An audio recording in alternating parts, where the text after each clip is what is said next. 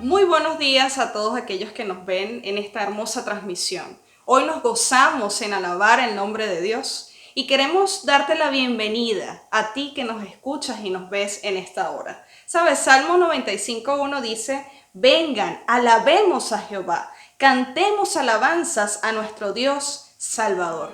Sean todos bienvenidos y en este momento vamos a cantarle al Señor.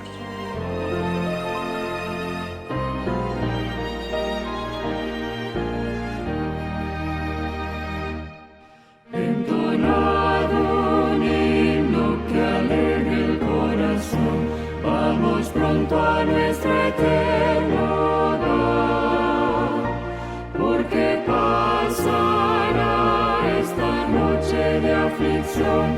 Vamos pronto a nuestro eterno hogar. Vamos pronto, sí, vamos pronto, sí, a cruzar el fiero mar. Tras la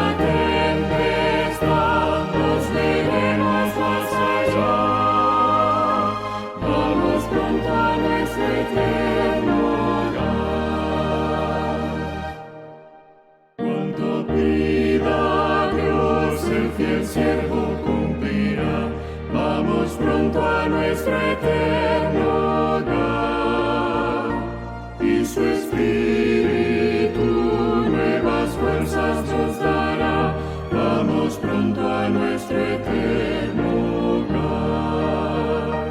Vamos pronto, sí, vamos pronto, sí, a cruzar el fiero mar.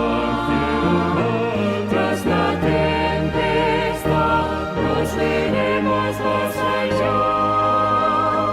Vamos pronto a nuestro eterno hogar. Vida encaminar a los extraviados pies. Vamos pronto a nuestro eterno hogar. El amor de Cristo enseñad con sencillez. Vamos pronto a nuestro eterno hogar. Vamos pronto, sí, vamos pronto, sí, a cruzar el fiero mar. Tras la tempestad nos veremos más allá. Vamos pronto a nuestro eterno perfecta paz y reposo más allá. Vamos pronto a nuestro eterno hogar. En la tierra nueva ya lágrimas no habrá. Vamos pronto a nuestro eterno hogar. Vamos pronto, sí, vamos pronto, sí, a cruzar el fiero mar. Tras la tempestad nos veremos más allá. Vamos pronto a nuestro eterno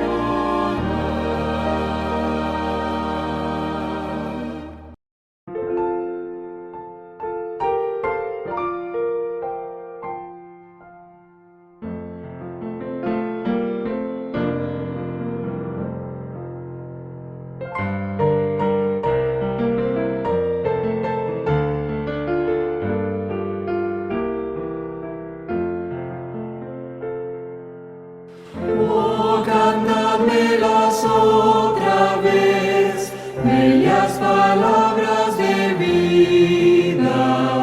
Hallo en ellas mi gozo y luz, bellas palabras de vida. Sí, de luz y vida son sostén y guía. Qué bellas son, bellas palabras de vida. Qué bellas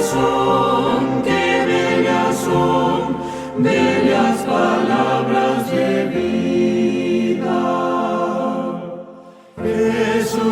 Cristo a todos da bellas palabras de vida. Hoy escúchalas, pecador, bellas palabras de vida. Bondadoso te salva y al cielo te llama. Qué bellas son, bellas palabras de vida. Qué bellas son, bellas palabras de vida. Grato el cántico sonará, bellas palabras de vida. Tus pecados perdonará, bellas palabras de vida. Si de luz y vida son sostén y guía, qué bellas son, bellas palabras de vida. Qué bellas son, bellas palabras de vida.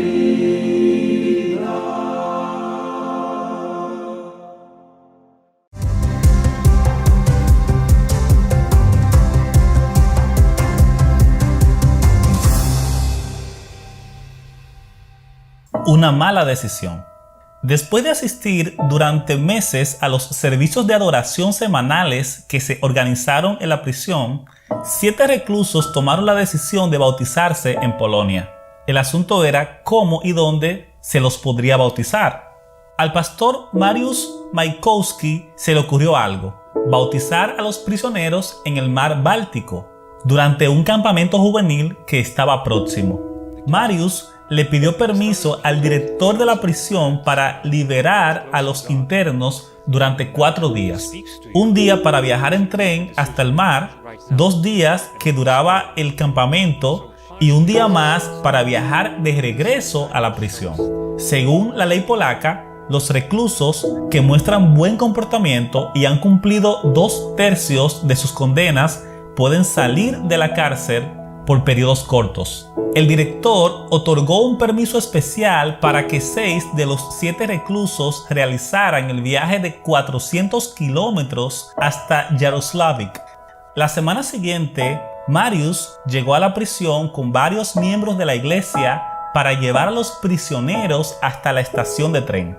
Otro recluso llamado Jurek se enteró de los bautismos y decidió que él también quería ser bautizado. Él había cumplido 2/3 de su sentencia, así que salió de la prisión un día antes y se puso de acuerdo con ellos para unirse al grupo adventista en el tren. El viaje en tren fue alegre. Un miembro de la iglesia sacó su guitarra y el grupo cantó diversas canciones cristianas. A mitad del viaje, el tren llegó a la estación donde se iban a encontrar con Jurek, pero este no se presentó. El sábado, los 6 reclusos fueron bautizados en el mar Báltico. 2 días después, los guardias de la prisión y los reclusos se sorprendieron al ver a los 6 prisioneros. Habían apostado sobre cuántos se escaparían. Jurek, sin embargo, no regresó, así que se emitió una orden de arresto. Como la policía lo andaba buscando, Jurek no pudo conseguir trabajo. Se reunió con algunos amigos delincuentes e invitó a su hermano de 17 años a unirse a ellos. Una noche, Jurek y su hermano menor estaban bebiendo en un parque de Toru, una ciudad al norte de Polonia. En ese momento, una enfermera pasó en una bicicleta.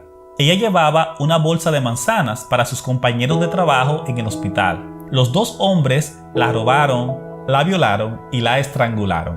Después de una persecución policial, Jurek y su hermano menor fueron capturados y encarcelados. Durante 20 años, la historia de Jurek no dejó en paz al pastor Mariusz. Jurek había estado tan cerca del bautismo, si tan solo hubiera tomado el tren. Un día, una mujer miembro de la iglesia se acercó a Mariusz en Lublin, una ciudad del este. donde el hombre se desempeñaba como pastor. Ella le contó que su hermana estaba saliendo con un ex prisionero que necesitaba un lugar para quedarse. Él sabe mucho de la Biblia, dijo ella. Creo que como iglesia podemos darle una gran ayuda. El pastor se reunió con el hombre, que se llamaba Tomek. Ciertamente el hombre sabía mucho de la Biblia y comenzó a visitar la iglesia. Un arrendador adventista le alquiló un apartamento, pero a pesar de su conocimiento, Tomek albergaba un profundo resentimiento contra Dios. A veces estallaba de rabia y maldecía a Dios durante los estudios bíblicos en su apartamento. ¿Crees en un Dios porque tienes una buena familia y una buena vida?, le decía Tomek al pastor. Yo nací en una familia disfuncional. Mi padre y mis hermanos eran unos criminales. Mi madre era una borracha. Mis hermanos mayores escupían en mi sopa. Uno de ellos me violaba. ¿Cómo puedo creer que Dios es bueno? Marius no sabía cómo responder. Durante un estudio bíblico, habló sobre cómo una sola mala decisión puede arruinar toda una vida. Recordando a Jurek, contó su historia. Como puedes ver, Tomek, ese hombre estaba muy cerca de Dios, le dijo. Pero una decisión equivocada destruyó no solo su propia vida, sino también la vida de su hermano menor. Tomek palideció y miró a Marius con ojos llenos de ira. El pastor se asustó, ya que los dos hombres estaban solos en el apartamento y Tomek había sido encarcelado por asesinato. Sin embargo, Tomek de repente se echó a llorar intensamente. «Esto es increíble», dijo llorando. «¿Qué cosa?», preguntó Marius. «Yo soy el hermano menor de Jurek», dijo Tomek, mirando fijamente al pastor. Tomek actualmente está pensando bautizarse y tratando de dejar de beber. Su influencia en un centro de rehabilitación para alcohólicos ha llevado al bautismo a otras 2 personas.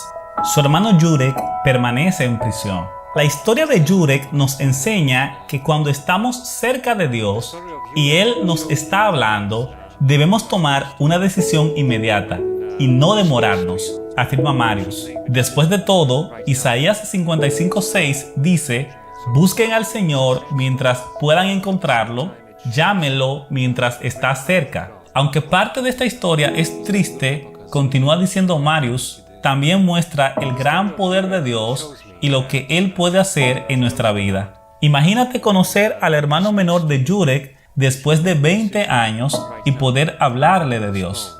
Sus ofrendas del 13º sábado ayudaron en el 2017 a construir un estadio de televisión para Hope Channel en Polonia, desde donde se transmite el Evangelio en polaco.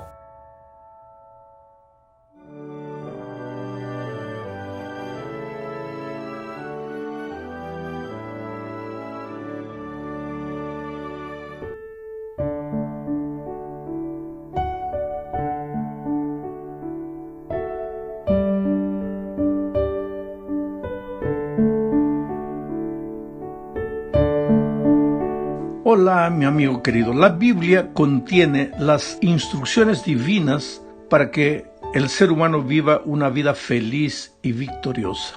Mira, nunca fue el plan de Dios que en este mundo hubiera gente derrotada e infeliz. Infelizmente entró el pecado al mundo y malogró este planeta perfecto que Dios había creado. Consecuentemente entró también la derrota, la perdición, la muerte, el egoísmo, el orgullo, en fin. Pero nuestro Padre de amor no desea que sus hijos vivan desorientados en esta vida, corriendo de aquí para allá, tratando de encontrar el camino correcto para ellos. No. Por eso, inmediatamente después del pecado, se presentó a Adán y Eva y les dio instrucciones. Al principio, Dios se comunicaba con los seres humanos personalmente. Con Adán y Eva, antes del pecado, Dios hablaba como tú hablas con tu esposa, con tu padre, con tu hijo, cara a cara. Ahora, después de la entrada del pecado, el ser humano pasó a tener miedo de Dios. Y cuando Dios llegó para darles instrucciones, ellos se escondieron atrás de los árboles y ya no podían ver más el rostro de Dios. Sin embargo, el tiempo fue pasando, el ser humano comenzó a separarse cada vez más y más de Dios. Y hubo un momento en que ya ni siquiera podían oír la voz de Dios. En el Sinaí sucedió lo que relata Éxodo 20, 18 y 19. Todo el pueblo observaba el estruendo y los relámpagos y el sonido de la bocina y el monte que humeaba, y viéndolo el pueblo temblaron y se pusieron de lejos y dijeron a Moisés: habla tú con nosotros y nosotros oiremos, pero no hable Dios con nosotros para que no muramos. Qué tristeza, qué cuadro deprimente, ¿sabes? Dios hablaba con Adán y Eva antes del pecado cara a cara. Después, por lo menos, ellos oían su voz. Ahora ya no querían ni siquiera oír la voz de Dios. Le dijeron a Moisés: habla con nosotros, nosotros tenemos miedo. Quiere decir, el hombre y la mujer ya no querían ni siquiera oír la voz de Dios. Pero Dios es un Dios que se comunica. Jamás dejaría a sus hijos sin orientación en este mundo de dolor y de miseria. Por eso escogió seres humanos que vivían una experiencia de comunión diaria con Él. Y a esos hombres Dios les confió su mensaje para que ellos, por su vez, lo transmitiesen a la humanidad. Naturalmente, esos escritores bíblicos, esos hombres que vivían una vida de comunión con Dios, ellos hablaban un idioma. Y Dios entonces usó ese idioma, el idioma que ellos hablaban, para comunicarse con las personas. ¿Por qué en el Antiguo Testamento esos hombres escogidos pertenecían al pueblo hebreo? Bueno, esto es simple. A partir de Adán y sus descendientes, los seres humanos, se dividieron en dos grupos: los que querían obedecer a Dios y los que se rebelaron contra Dios. Mira lo que dice Génesis 6, 1 y 2. Aconteció que cuando comenzaron los hombres a multiplicarse sobre la faz de la tierra, y les nacieron hijas, que viendo los hijos de Dios, primer grupo, que las hijas de los hombres, segundo grupo, eran hermosas, tomaron para sí mujeres, escogiendo entre todas. Aquí vemos los dos grupos. Los hijos de Dios eran los que oían la voz de Dios y le obedecían. Y los hijos de los hombres eran los que vivían como ellos querían, sin tener a Dios en cuenta para nada. Ahora, de esa línea de los que obedecían a Dios, surgió en la historia Abraham, un ser humano que trataba de hacer la voluntad de Dios. Un día Dios se le presentó a Abraham y le dijo: sal de tu tierra y de tu parentela para la tierra que yo te mostraré. Y Abraham obedeció y salió. Dios le prometió a Abraham dar una generación numerosa, y así se dio origen al pueblo de Israel, que descendía de Abraham. De entre ellos también surgieron los escritores bíblicos, de los hebreos, del pueblo de Israel. Pero ¿por qué del pueblo de Israel? ¿Por qué no de otro pueblo? No era en sí el pueblo de Israel, era el pueblo de los que obedecían a Dios. Era el grupo de las personas que oían la voz de Dios y trataban de andar en sus caminos. Claro, eran seres humanos como cualquier ser humano, cometían errores, caían, se levantaban, pero querían oír la voz de Dios, querían andar en sus caminos. Y entonces ese era el pueblo de Israel. Y de entre ellos Dios escogió los hombres a quienes les confió su palabra, su mensaje para ser transmitido. Ahora, esos hombres hablaban en hebreo. Y consecuentemente la Biblia fue escrita en hebreo. Más tarde, con el correr de los años, el imperio griego se tornó gigante culturalmente y militarmente, dominó al mundo de sus días, y eso ya es en el tiempo del Nuevo Testamento, y pues el idioma que se hablaba, el idioma que dominaba el mundo en ese tiempo era el griego. Por eso el Antiguo Testamento fue escrito en hebreo y el Nuevo Testamento en griego. Más tarde, el Antiguo Testamento fue traducido al griego. El Antiguo Testamento que estaba en hebreo fue traducido al griego, en la famosa versión de la Biblia que le llamamos de los 70 o la Septuaginta. Pero, ¿cómo podríamos nosotros hoy día entender la Biblia si no hablamos ni hebreo ni griego? Inclusive el griego en que la Biblia fue escrita ya no se habla hoy, es el griego koiné. Pues entonces fue necesario que la Biblia se tradujera a varios idiomas del mundo, inclusive al español. Hoy la Biblia fue traducida a más de 600 idiomas, y el Nuevo Testamento, o algunas porciones del Nuevo Testamento, ya fueron traducidos a más de 2.500 idiomas. Ahora, qué bendición es para nosotros saber que tenemos la Biblia en español. Y en español no tenemos una sola versión, tenemos muchas versiones. Con toda esa facilidad que tenemos hoy para tener acceso a la Biblia, al mensaje divino, muchas veces nos olvidamos que muchas personas a lo largo de la historia nunca tuvieron una Biblia en la mano. Nos olvidamos a veces que durante siglos en Europa la Biblia se mantuvo deliberadamente escondida del pueblo. Y gracias a la imprenta, gracias a la Reforma, eso cambió y hoy día tenemos acceso a la palabra de Dios. Vamos a la segunda parte. Veamos aquí el asunto de las palabras y su significado. Los traductores de la Biblia, ellos hicieron lo mejor que podían hacer de su parte, pero la tarea no es fácil porque en todos los idiomas hay palabras que tienen un significado tan rico y profundo que a veces son difíciles de traducir adecuadamente con una sola palabra. Eso crea algunos conflictos para el traductor y es necesario por esa razón comparar muchas versiones de la Biblia para tener una idea correcta del texto. A veces una sola versión pues nos va a dar la visión de la persona que hizo esa versión. Pero para tener varias opiniones y sacar por nosotros nuestra propia conclusión, si no dominamos un poco de hebreo y griego, entonces necesitamos leer varias versiones para entender el texto. Gracias a Dios, ya lo dije, en español tenemos muchas versiones.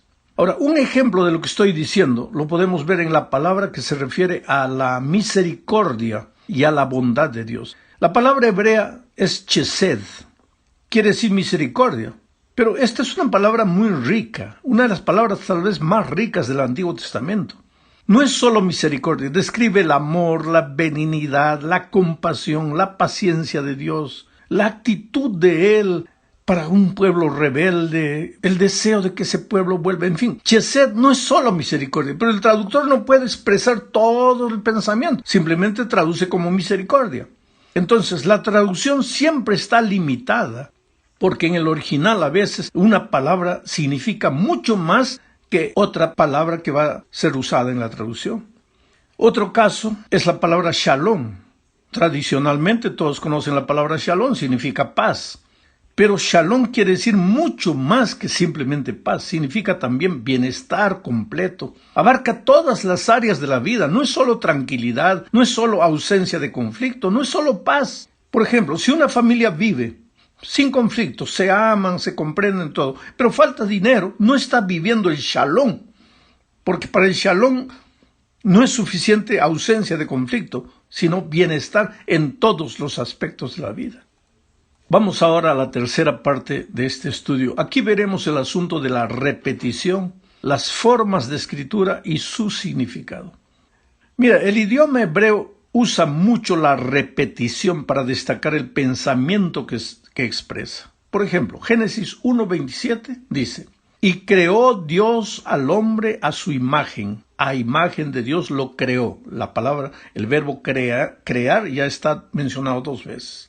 Varón y hembra los creó 3 veces. En un solo versículo, Génesis 1:27, Moisés, que fue el escritor de Génesis, menciona 3 veces el verbo crear. Tú puedes ver que la palabra crear se repite nítidamente 3 veces en este versículo. ¿Para qué? Para expresar que Dios es el creador, para expresar el poder creador de Dios. Inclusive la palabra crear en este versículo es la palabra bará, que significa crear de la nada. En ese sentido, solo Dios puede crear, solo Dios puede crear de la nada. El ser humano no, el ser humano solo puede transformar lo que ya existe. Y esa palabra en hebreo es asá, que significa crear a partir de algo que ya existe. Pero Génesis 1:27 menciona 3 veces el verbo bará, crear de la nada. ¿Para qué? Para enfatizar el poder creador de Dios. Pensemos en otro versículo ahora, Isaías 6:3. Dice: y el uno al otro daba voces. Está hablando de la visión de Isaías, los querubines están hablando entre ellos. Y el uno al otro daba voces diciendo: Santo, Santo, Santo Jehová de los ejércitos. Toda la tierra está llena de su gloria. Aquí se repite 3 veces la palabra santo, santo, santo. ¿Para qué? Para enfatizar ya no el poder creador de Dios, sino la santidad de Dios. Y ese concepto de santidad queda tan claro para Isaías que el texto dice que él se queda como muerto diciendo: ay de mí que soy un pecador. Quiere decir, delante de la santidad de Dios, él ve la pecaminosidad del ser humano. Pero hay algo que debemos añadir y que es el llamado paralelismo bíblico. El paralelismo bíblico ya no es la repetición de una misma palabra. es la repetición de conceptos. Se repite el mismo concepto con dos frases diferentes. Por ejemplo, voy a leer primera de Samuel capítulo 2 versículo 3. No multipliquéis palabras de grandeza y altanería. Cesen las palabras arrogantes de vuestra boca. Porque el Dios de todo saber es Jehová y a él toca el pesar las acciones. Voy a explicar esto. Aquí hay dos conceptos que se repiten en 4 frases. Voy a explicar. Mira, dice la primera frase, no multipliquéis palabras de grandeza y altanería. ¿Qué significa eso? Viene la segunda frase, cesen las palabras arrogantes de vuestra boca. O sea, hablar palabras de grandeza y altanería significa hablar palabras arrogantes. Ese es el primer concepto. Ahora viene otro concepto. Porque el Dios de todo saber es Jehová. ¿Qué quiere decir el Dios de todo saber es Jehová? Que a él toca el pesar las acciones, o sea, el determinar las acciones. El hecho de que Dios sabe todo significa que Él es el único que dice lo que es bueno, lo que es malo. Él determina las acciones, Él pesa las acciones. Tú te das cuenta lo que es el paralelismo. Una misma frase se repite describiendo o explicando la primera frase. Vamos ahora a la cuarta parte de este estudio. Hablaremos aquí de textos y contextos. Las palabras en las Escrituras siempre se dan en un contexto, no están solas. Una palabra tiene su contexto inmediato dentro de la oración en la que la palabra está incrustada. Y es esta unidad lo que debe entenderse primero, quiere decir la unidad de la oración. Entonces podremos entender el significado de la palabra. Eso también funciona en español. Por ejemplo, y voy a explicar para que quede más claro. La palabra pata. ¿Qué es una pata? Depende. ¿Depende de qué? De la oración en que la palabra pata está incrustada. Hay que leer la oración completa para entender el sentido correcto de la palabra. Porque una cosa es decir, la pata puso 2 huevos, y otra cosa es decir, la cabrita se quebró la pata. Quiere decir, la palabra pata es la misma, pero en una oración tiene un significado diferente y en la otra, otro. La misma palabra expresa ideas diferentes y para entender bien hay que leer la oración completa. Leamos una vez más ahora con esto en mente lo que dice Génesis 1:27, para que tú entiendas la importancia del contexto. Este versículo, Génesis 1:27, en el idioma original hebreo, dice literalmente, creó pues Dios al ser humano. Solo que para ese ser humano en hebreo está la palabra Hadam. A su imagen, a imagen de Dios lo creó. Varón en hebreo Sakar y hembra en hebreo Nekedab los creó. Aquí la palabra Hadam significa ser humano, hombre y mujer juntos. La suma del Sakar con el Nekebah da el Hadam, el ser humano completo. Pero la palabra Hadam se repite en Génesis 2:7. Dice, entonces Jehová Dios formó al hombre Hadam del polvo de la tierra y sopló en su nariz aliento de vida y fue el hombre Hadam un ser viviente. Aquí Hadam se refiere al hombre masculino, porque la mujer todavía no había sido creada.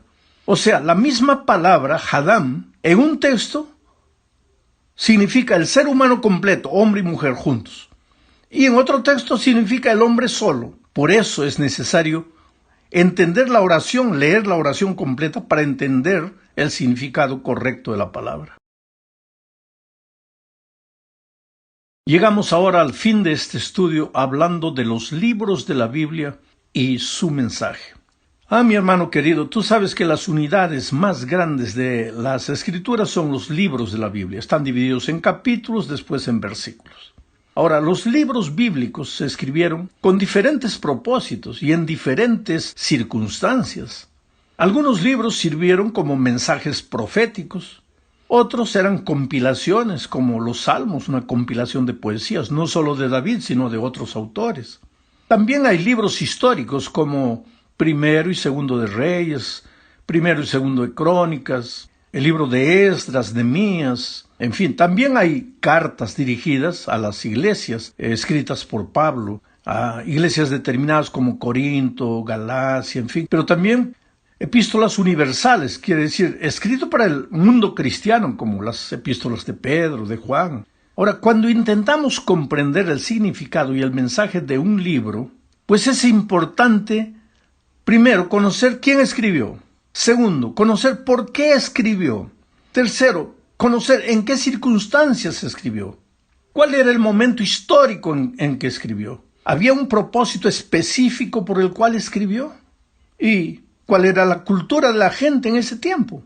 Si tú no conoces estos detalles, pues vas a tomar la Biblia, vas a tomar un versículo de ese libro y le vas a hacer decir al versículo lo que el versículo no está diciendo. Ahora, todas estas lecciones que estamos estudiando este trimestre tratan de enseñarnos que para entender la Biblia no basta leer, no basta colocar tu opinión en el versículo que escoges, sino que tienes que tener un estudio concienzudo de la palabra de Dios, racional, con oración, con humildad. Porque, sabes, el entendimiento de la palabra también no depende de la teología que conoces. La teología te ayuda, pero es una herramienta. Depende de la humildad con la cual tú vas a abrir la Biblia. Y el espíritu que inspiró al escritor bíblico va a iluminar tu entendimiento. Cada vez que te sientes triste, cada vez que te sientes solo, cada vez que ves delante de ti problemas que no puedes resolver, cada vez que tienes que tomar una decisión y no sabes qué decisión tomar para que sea una decisión correcta, abre la Biblia con espíritu de oración. Lee un capítulo, trata de entender cuál es el mensaje de Dios para ti. Pero primero, cuál fue el mensaje de Dios para la gente a la cual el escritor se dirigió. Y de ese mensaje, ¿qué principios puedes aplicar a tu vida? Dios no te va a dejar sin orientación porque Dios te ama. Oh, querido, a veces en medio de la multitud te sientes una cosa, un número. No, para Dios no, para Dios tú eres importante. Él sabe las luchas de tu vida. Él nunca te deja solo, Él siempre quiere comunicar, pero se comunica contigo a través de su palabra. Que Dios te bendiga ricamente.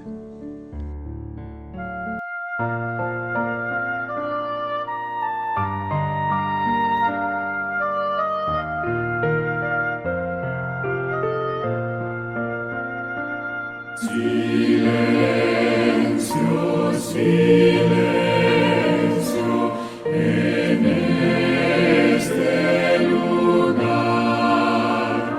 Silencio, silencio, habéis de guardar.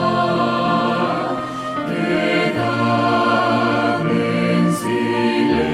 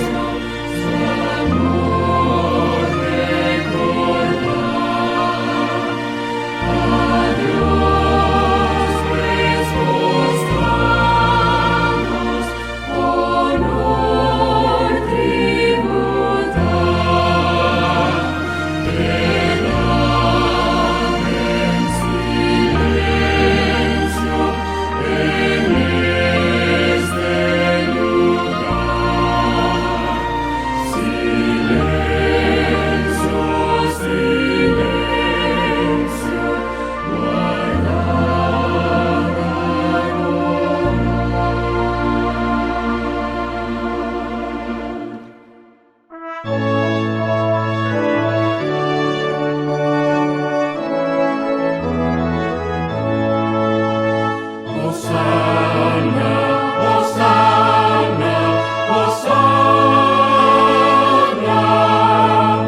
En cielo y tierra es del Señor la gloria y potestad, y nos circunda con su amor por la eternidad. Alzad pues himnos de honor, que es grato nuestro Dios.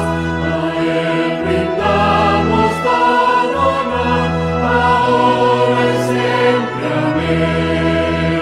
A Dios brindamos todo honor, todo honor, todo honor. A Dios brindamos todo honor, ahora y siempre. Amén.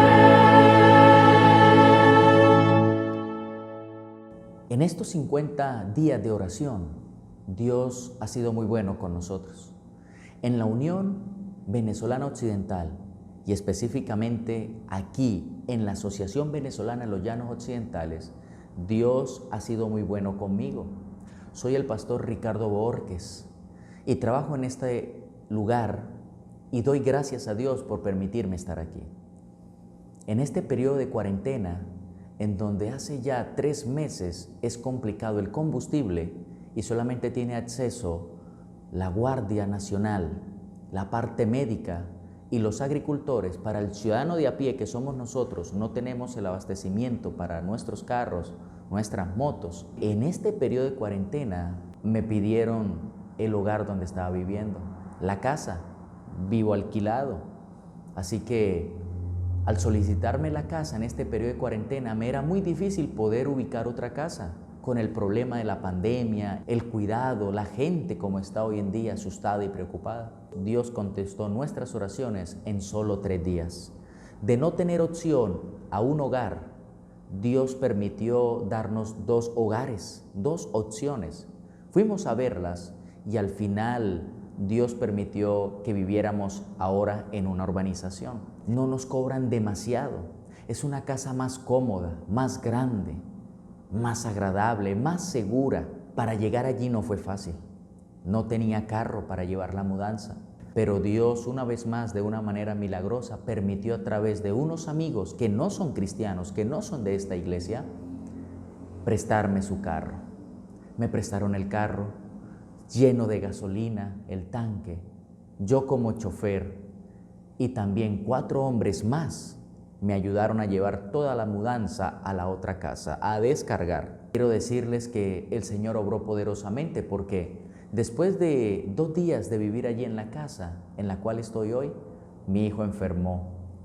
No tenía dinero para comprar medicina y automáticamente Dios una vez más nos ayudó porque a través de mi esposa, unos amigos que no son de la iglesia tampoco, depositaron un dinero a la cuenta de ella. Y ese dinero bastó no solamente para la medicina de mi hijo, sino para el mercado de la casa. Doy gracias a Dios porque Dios ha sido muy bueno conmigo, bueno con mi esposa y bueno con mi hijo, como familia ministerial. Quiero invitarte a que sigamos orando en estos 50 días de oración que nos quedan para que Dios pueda obrar poderosamente en nuestras vidas. Dios cuidará de ti, Dios cuidará de mí, Dios cuidará de todos nosotros con tierno amor. Dios te bendiga y Dios te guarde. Feliz sábado. En este momento quiero recordarles algo especial y es lo importante que somos cada uno de nosotros en el sostenimiento de la obra que el Señor nos ha encomendado.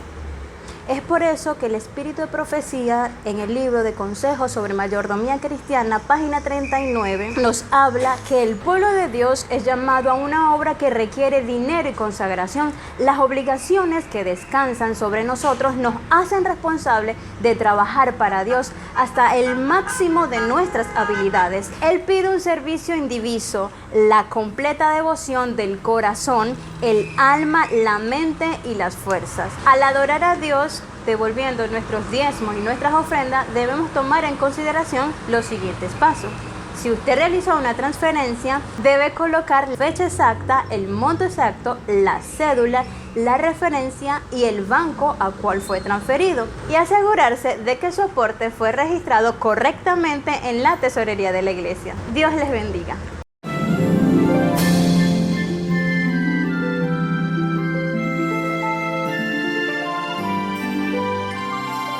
Buenos días, niños, feliz sábado para todos. Damos gracias a Dios porque nos ha regalado un sábado más sobre esta tierra. ¿Sabían que nuestra iglesia tiene una gran misión? Así es, el Señor Jesús, antes de partir al cielo, les dejó una gran misión a sus discípulos. Esta la encontramos en Mateo 28:19 y nos dice: por tanto, id y haced discípulos, bautizándolos en el nombre del Padre, del Hijo y del Espíritu Santo. Amén. Esa es la misión que tenemos cada uno de nosotros. Pero ahora nos preguntamos, ¿será que los niños también deben cumplir esa misión? Pues sí, así es. En la Biblia encontramos la historia de una niña que estaba comprometida con la misión. Esta historia se encuentra en Segunda de Reyes, capítulo 5. El pueblo de Dios fue atacado por un pueblo enemigo y muchos de ellos fueron llevados en cautiverio. Y dentro de esos que llevaron en cautiverio había una niña muy especial. Esta niña fue llevada a trabajar en la casa de Naamán. ¿Quién fue Naamán? Naamán era el general de los ejércitos enemigos. Era un poderoso general. Usaba una armadura y todos los días salía a combatir en batallas. Pero este general estaba siendo afligido por una grave enfermedad. Él sufría de lepra. La lepra es una enfermedad que ataca nuestra piel y nos daña todos los tejidos y nos da mucha comezón y no podemos dormir bien y no podemos caminar bien porque nuestro cuerpo está lleno de muchas llagas. Entonces este general estaba siendo entristecido por esta enfermedad. Entonces un día la niña que había sido llevada en cautiverio estaba conversando con la esposa de Naamán. Ella estaba triste porque su esposo estaba muy enfermo. Entonces esta niña le dijo a la esposa de Naamán que había un profeta de Dios que podía sanar al esposo de ella. El profeta de Dios se llamaba Eliseo. Este profeta fue quien a través de un milagro de Dios pudo sanar de la lepra a Naamán. Gracias a Dios porque utilizó a esta pequeña niña para que este hombre fuera sanado y así él y su hogar creyeran en Dios. A pesar de que la niña fue llevada en cautiverio y no estaba con su familia, ella no se olvidaba de orar a Dios. Era obediente, era esmerada, bondadosa y alegre. Por eso nosotros cada día debemos recordar de ser bondadosos con los demás. Efesios 4:32 nos dice, ser benignos unos con otros. Nosotros cada día debemos ser bondadosos con las personas que están a nuestro alrededor. Así es la historia de una amiguita llamada Camila. Camila tenía una amiguita que estaba muy enferma y no podía ir a la escuela, no podía salir a jugar, tenía que quedarse en cama todos los días. Entonces Camila la visitaba todos los días, llevaba la Biblia, le contaba las historias de la Biblia, llevaba una tablet y le mostraba los cantos y las historias bíblicas por medio de videos e ilustraciones muy hermosas. La mamá de la niña enferma, ella le decía que Camila parecía los rayos del sol cuando entran por la mañana por la ventana. ¿Por qué? Porque todos los días Camila, con una gran sonrisa, llegaba a animar y a consolar a su amiguita y siempre estaba dispuesta a ayudarla y era muy bondadosa con ella. Entonces, así como Camila y así como la niña de la historia de Naamán, nosotros tenemos que ayudar a los demás, ser bondadosos y siempre tener una gran sonrisa para transmitir a los demás el amor de Dios que mora en cada uno de nosotros. Quiero compartir para finalizar un versículo que se encuentra en el libro de Proverbios capítulo 20 versículo 11. Nos dice: aún el muchacho es conocido por sus hechos. Todo lo que nosotros hagamos, las personas lo van a ver y van a conocer que somos hijos de Dios. Por eso debemos ser bondadosos unos con otros. Así es, que el Señor entonces les bendiga y que cada día podamos mostrar a través de nuestros actos el amor de Dios que mora en nuestros corazones. Feliz sábado y que el Señor te bendiga.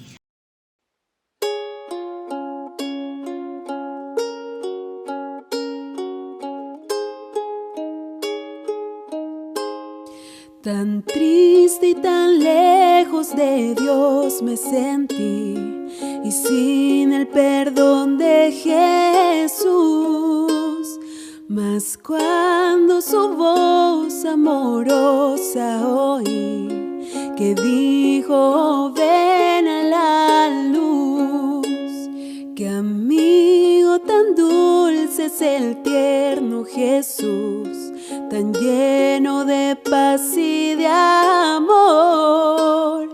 De todo este mundo es la fulgida luz, el nombre del buen Salvador.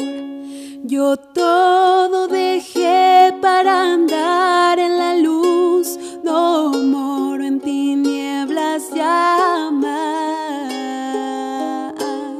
Encuentro la paz en seguir a Jesús y vivo en la luz de su faz.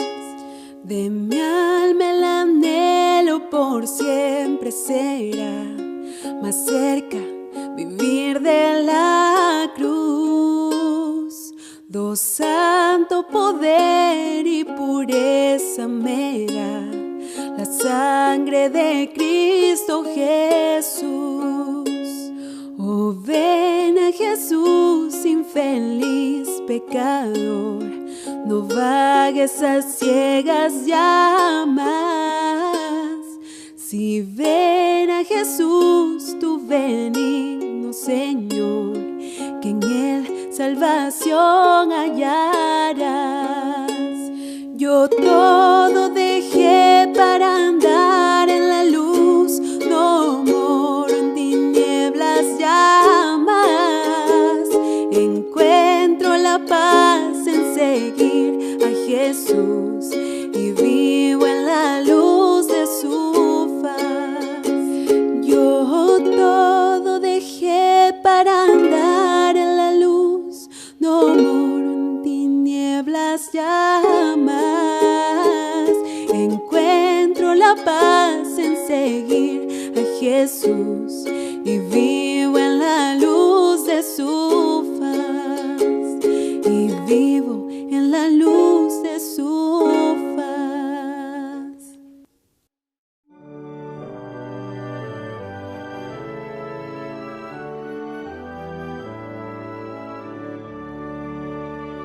Dios les bendiga, apreciados hermanos. Es un privilegio presentar el tema de este día, pero les invito a que oremos. Querido Dios, gracias porque nos permites conocer a través de tu palabra lo que tú quieres que nosotros seamos. Mora en nosotros, en nuestros corazones, en el nombre de Jesús. Amén. El tema de hoy se titula El gran constructor de puentes. ¿Sabes quién es? Antes quiero mencionarte el puente más grande del mundo. Se encuentra en China y se llama Yanggunchan. Duró 4 años para terminarse. Se inauguró en el 2011. Trabajaron 10.000 personas en él y mide 160 kilómetros.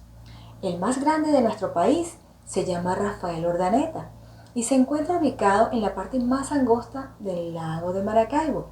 Mide 8.678 metros. Fue diseñado por Ricardo Morandi. Se inauguró en 1962 y tardó 5 años en construirse. ¿Sabes? Es el 65 entre los puentes más grandes del mundo y el segundo de Latinoamérica. Pero, ¿para qué sirven los puentes? Ah, tú sabes, ¿verdad? Para unir pueblos, naciones, ciudades, sectores que quedaron separados por alguna circunstancia. Hace muchos años, el enemigo vino a este mundo para separar a Dios y al hombre, para separar a las familias. Separó a los 2 primeros hermanos, porque su objetivo es que estén en guerra. Pero justamente para esto vino Jesús, para establecer ese puente, para restaurar lo que se había roto a través de su amor, para aniquilar la maldad. Pero ¿sabías que tú y yo podemos también convertirnos en constructores de puentes? Sí, querido hermano, querida hermana. ¿Qué es lo que te hace feliz? ¿Hay algo más reconfortante que dar felicidad a otra persona? ¿Eres tú un dador? ¿Buscas a personas a quienes dar? ¿Sabías que cuando damos, nuestros horizontes se amplían? ¿Se ensancha nuestro territorio? Esto me recuerda a la oración de Jabes del Antiguo Testamento. Él oraba a Dios y le pidió que ampliara su territorio, que ampliara su vida, su trabajo, sus capacidades, y seguramente que a Dios le gustó esa oración porque la bendijo. Dios nos hizo una promesa fascinante y maravillosa cuando nos dijo: dad y se os dará, en Lucas 6:38. ¿Pero qué significa esto? Que cuando comenzamos a dar es como abrir las manos de Dios.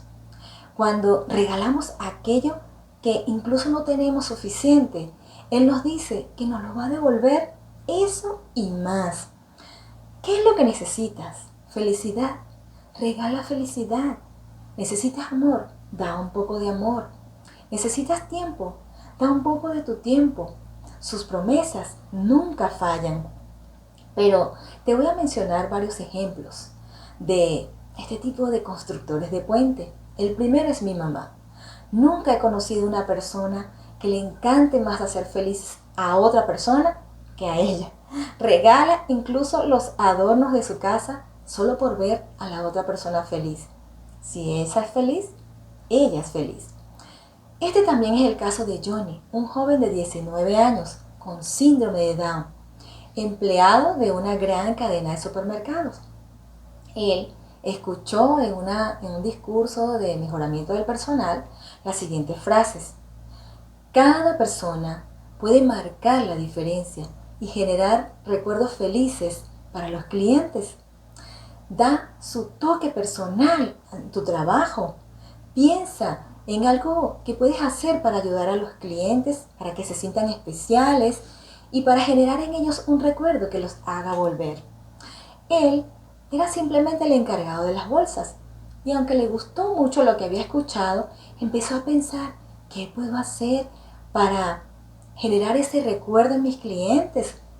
Bueno, dijo, voy a buscar pensamientos especiales del día y si no los consigo los invento. Él y su papá los transcribían en la computadora, lo imprimían, lo recortaban y por detrás de cada pensamiento colocaba su nombre. Se los llevaba al trabajo al día siguiente. Al terminar de colocar las compras de sus clientes en las bolsas, colocaba su pensamiento del día y le decía: gracias por comprar con nosotros. Este joven, con una profesión tal vez que consideramos sin importancia, hizo algo muy importante, generando recuerdos para sus clientes. Un mes después, el gerente de aquella cadena de supermercados no podía creer lo que estaba viendo. La fila de la caja donde trabajaba Johnny era 3 veces más larga que las demás. Y cuando él invitaba a las personas a cambiarse de fila, le decía: no se preocupe, queremos estar en la fila de Johnny porque queremos el pensamiento del día. Era una alegría ver a Johnny deleitar a sus clientes. Y lo que más conmovió a aquel gerente fue cuando una señora le dijo: yo pasaba por aquí de vez en cuando y entraba, pero ahora Cada vez que puedo vengo para recibir el pensamiento del día de Johnny.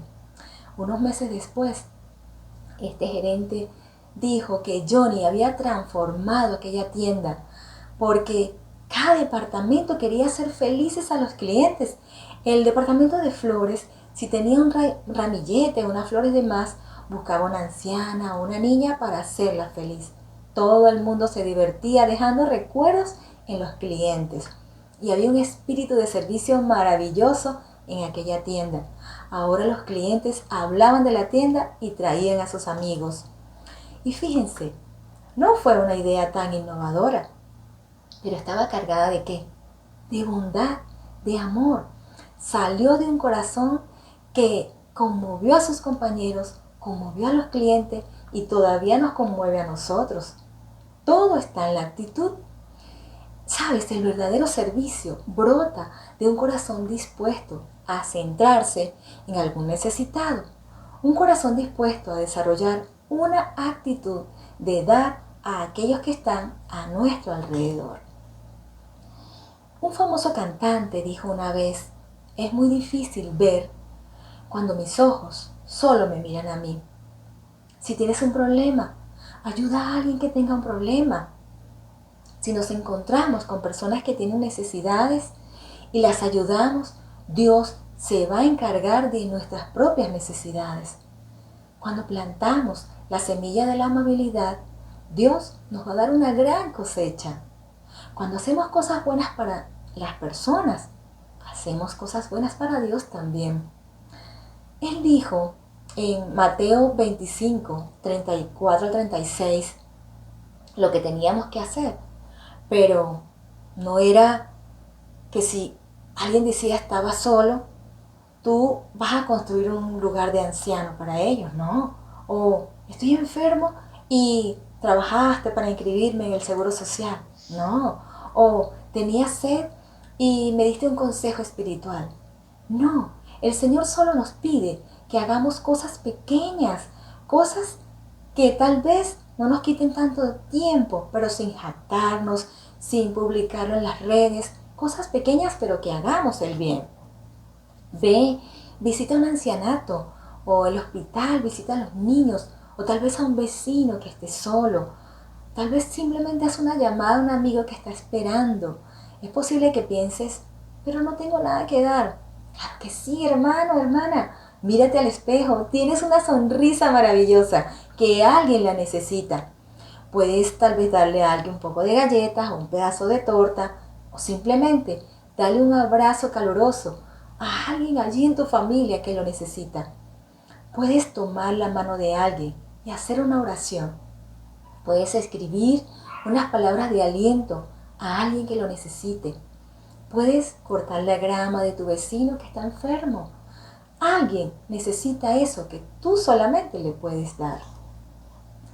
En una oportunidad, un caballero iba de viaje en un avión, iba para Japón y empezó a ver una revista que no había visto antes.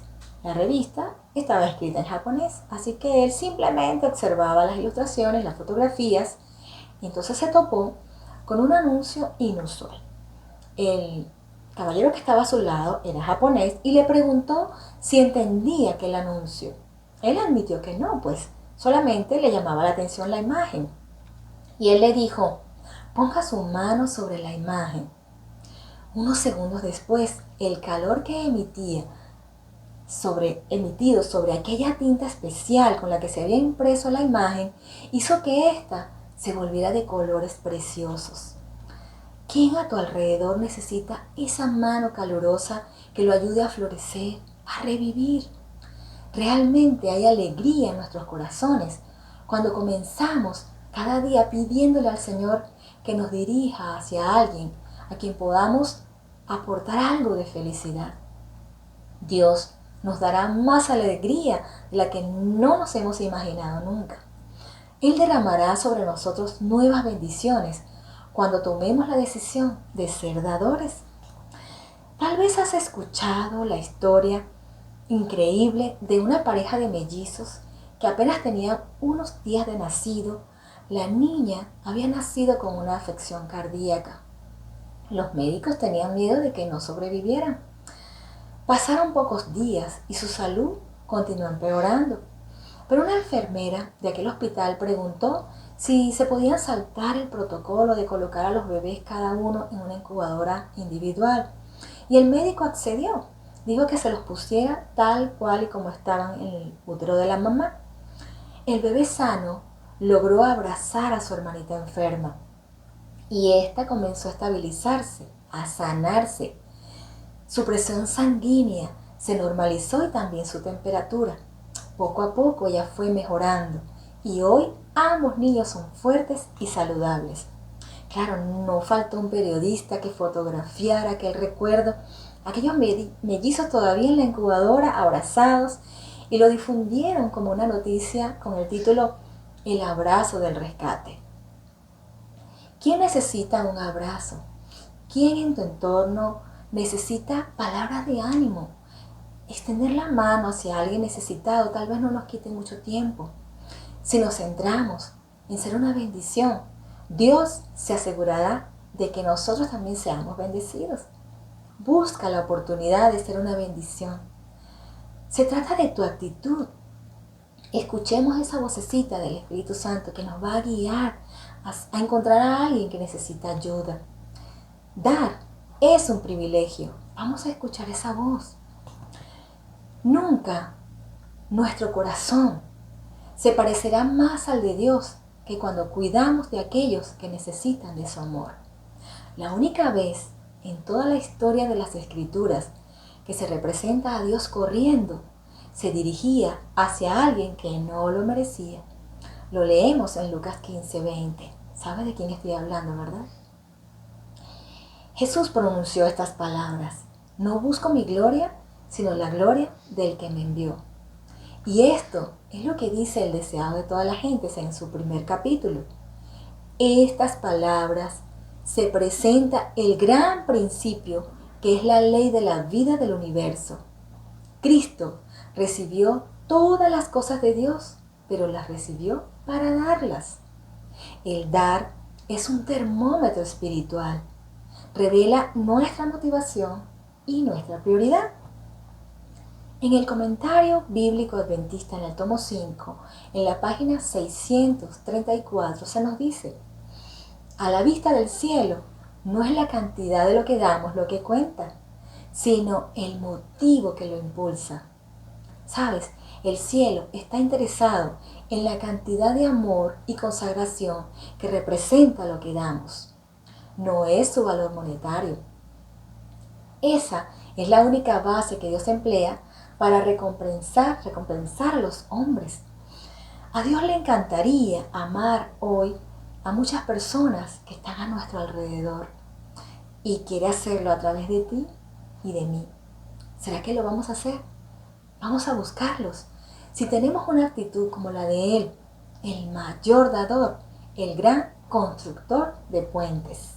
Vamos a orar. Querido Dios, gracias porque a través de tu palabra podemos darnos cuenta lo importante que es dar de lo que hay en nuestro corazón. Por eso te pedimos que vivas en nuestro corazón, que nos ayudes a ser semejantes a ti. Gracias por tu amor, gracias por cada uno de los hermanos que han escuchado este mensaje. Bendícelos, te lo pedimos en el nombre de Jesús. Amén. Puedes demostrar con tus manos el amor de Cristo. Lo harás. Verdadero amor es ayudar a los desamparados. Amarás. Tú y yo debemos ser